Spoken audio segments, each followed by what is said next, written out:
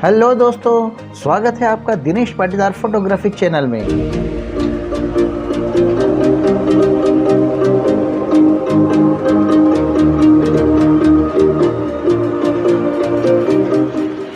दोस्तों, पूरी blur photography किसी को अच्छी नहीं लगती, लेकिन जब सब्जेक्ट शार्प हो और बैकग्राउंड एकदम ब्लर हो तो सभी को अच्छा लगता है ऐसा फ़ोटो खींचना। तो दोस्तों, आज हम इस वीडियो में यही सिखाने वाले हैं कि ब्लर फोटोग्राफी कैसे की जाती है। कैमरा आपके पास कोई सा भी हो, उससे फ़र्क नहीं पड़ता। आइए हम देखते हैं कि ब्लर बैकग्राउंड वाली फ़ोटोग्राफी हम कैसे कर सकते हैं।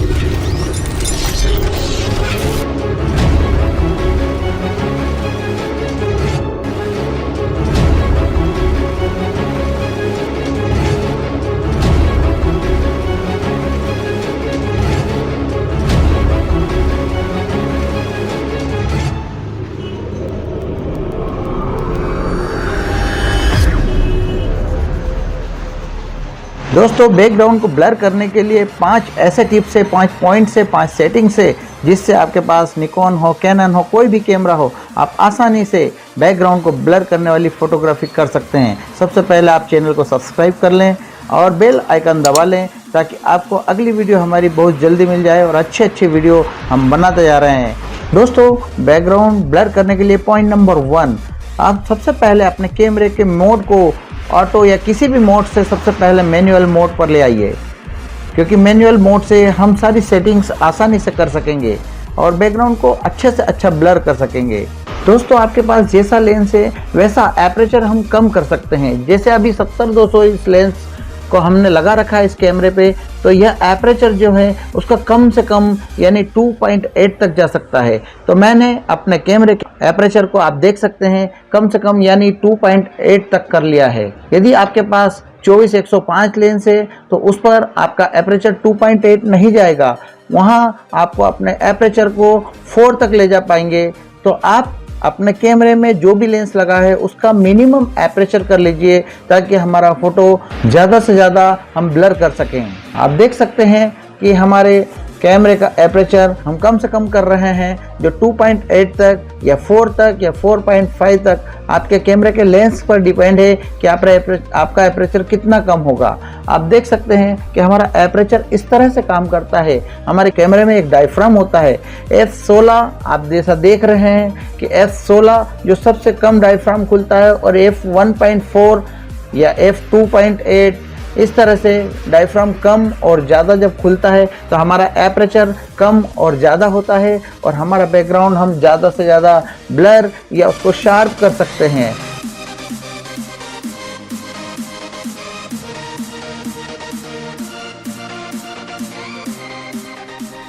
तो दोस्तों, आप देख रहे हैं कि हम कैसा भी लेंस हो उसमें जो एपरेचर है उसकी वैल्यू 1.4, 2.8 या 2 या हमारे लेंस के हिसाब से जो भी कम से कम वैल्यू होती है हम उस तक जब ले जाते हैं तो डायफ्राम हमारा पूरा खुलता है। हमारे पास 24-105 है तो 4 या 5.6 तक कर सकते हैं।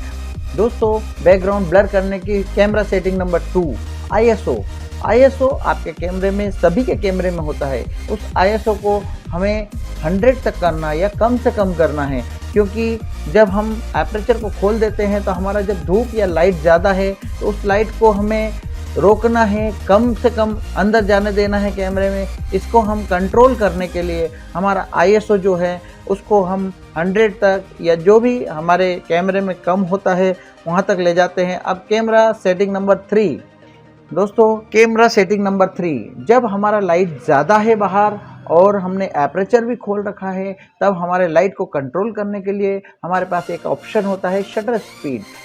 मतलब शटर स्पीड जो कि हर कैमरे में होता है।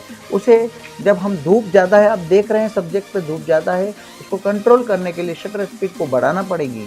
हमारे पास जो भी कैमरा है उसमें जो शटर स्पीड है वो 500, 640, इस तरह से हम जब ज़्यादा करेंगे शटर स्पीड को तो हमारा बैकग्राउंड भी डार्क होगा और सब्जेक्ट पर भी लाइट कम होगा, ताकि हम अच्छे से अच्छा बढ़िया फ़ोटो निकाल सकें और उसका बैकग्राउंड ब्लर कर सकें। दोस्तों, कैमरा सेटिंग नंबर 4, देखिए आपके पास कौन कौन से लेंस है ये आपको सबसे पहले देखना है। यदि आपके पास 70-200 लेंस है तो बहुत ही बढ़िया है, क्योंकि आप बहुत ही अच्छा ब्लर कर सकेंगे बैकग्राउंड को। तो हम अपने जो भी लेंस है उसमें जो मिनिमम एपरेचर होता है उसको डायफ्राम को वहाँ तक खोलकर हम ज़्यादा से ज़्यादा ब्लर कर सकते हैं, क्योंकि हमें फोकल लेंथ उतनी अच्छी मिलती है कि हम आसानी से उसको ब्लर कर सकते हैं। दूसरी चीज़, हम हमारे लेंस को 50 mm के f पर फोकल लेंथ पर यदि करेंगे या 85 पर करेंगे तो हमारा बैकग्राउंड बहुत अच्छा ब्लर होगा।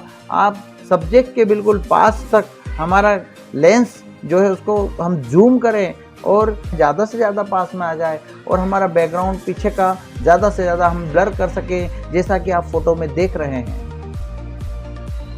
दोस्तों, कैमरा सेटिंग नंबर 5। अब हमें इसमें यह देखना है कि हमारा सब्जेक्ट और कैमरे की डिस्टेंस कितनी है और हमारा सब्जेक्ट और बैकग्राउंड की डिस्टेंस कितनी है। हमारे सब्जेक्ट के जितने पास हमारा कैमरा होगा उतनी ही ज़्यादा हम बैकग्राउंड को ब्लर कर सकेंगे और हमारे सब्जेक्ट को शार्प कर सकेंगे। इसलिए दोस्तों ये ध्यान रखिए कि जो भी आपका कैमरा सब्जेक्ट के पास जितना ज़्यादा से ज़्यादा कर सकें उतना ज़्यादा से ज़्यादा सब्जेक्ट के पास रखने की कोशिश करें, ताकि हमारा जो बैकग्राउंड है वो ज़्यादा से ज़्यादा ब्लर हो सके। अभी आप देख रहे हैं कि 24-105 का हमने लेंस लगा रखा है और उसके पास में हमारा सब्जेक्ट यानी कि एक गुड्डा बैठा हुआ है, तो उसके पास में हमने कैमरा लगाया हुआ है। यदि हम कैमरे को दूर लगाएंगे तो हमारा बैकग्राउंड ज़्यादा ब्लर नहीं हो पाएगा। इसलिए हमेशा कोशिश करें कि अपने कैमरे को, अपने लेंस को बिल्कुल सब्जेक्ट के पास रखें और बैकग्राउंड से दूर रखें। इस तरह से आप देख रहे हैं कि कैमरे में भी आप जूम करके देख सकते हैं। सब्जेक्ट के पास या आपको स्वयं को जाना है या अपने कैमरे को ले जाना है, या फिर आपके कैमरे में जो भी जूम दे रखा है, टेली दे रखा है, तो उसको ज़्यादा से ज़्यादा टेली कर लें, ताकि जैसे ही सब्जेक्ट के पास हमारा लेंस टेली होके जाएगा तो बैकग्राउंड हमारा अपने आप ब्लर हो जाएगा। आप देख रहे हैं कि इस तरह से हम जो हमारी सेटिंग है कैमरे की उसके द्वारा, और साथ ही अपनी डिस्टेंस मेंटेन करके जो कि सब्जेक्ट और बैकग्राउंड और सब्जेक्ट और लेंस के बीच में होती है, उसको डिस्टेंस को मेंटेन करके हम बढ़िया से बढ़िया ब्लरिंग बैकग्राउंड वाली फ़ोटोग्राफी कर सकते हैं।